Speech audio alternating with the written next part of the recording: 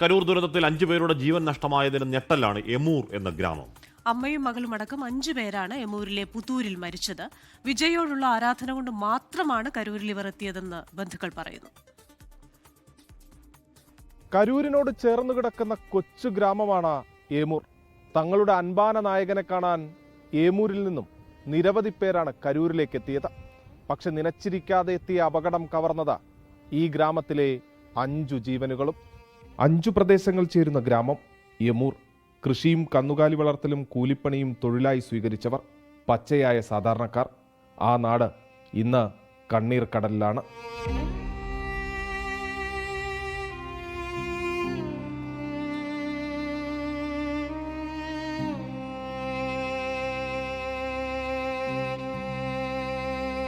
എമൂർ പുതൂരിലെ കൊച്ചുവീടിനു മുന്നിൽ സങ്കടം അടക്കിപ്പിടിക്കാനാകാതെ പൊട്ടിക്കരഞ്ഞിരിപ്പാണ് ശക്തിവേൽ.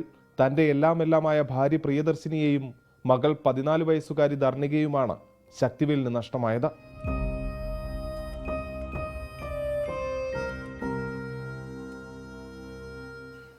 ரெண்டு பேரும் போன ஆசை.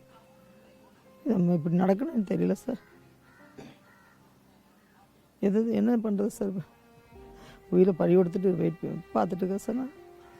പ്രിയദർശിനിയുടെയും ധർണികയുടെയും വേർപാട് വിശ്വസിക്കാനായിട്ടില്ല മുത്തശ്ശി മരകതത്തിന്.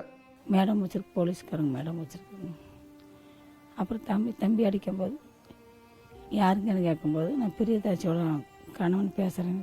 நீங்கள் யாருன்னு கேட்கும்போது போலீஸ்காரங்க மேடம் பேசுகிறேன். என்னங்க மேடம் நீங்கள் வச்சுருக்கிறீங்க ஒய்ஃபு செல்லுன்னு கேட்க, இந்த மாதிரி உங்கள் ஒய்ஃபு அப்படின்னு சொல்லியிருக்காங்க.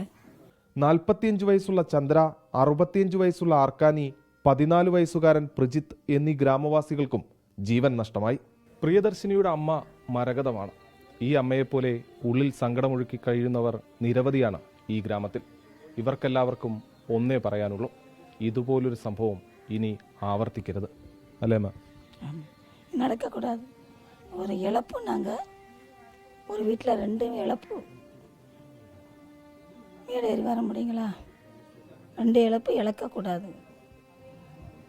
ക്യാമറമാൻ സന്ദീപ് കോലരിക്കൊപ്പം സൂരജ് സജി, 24.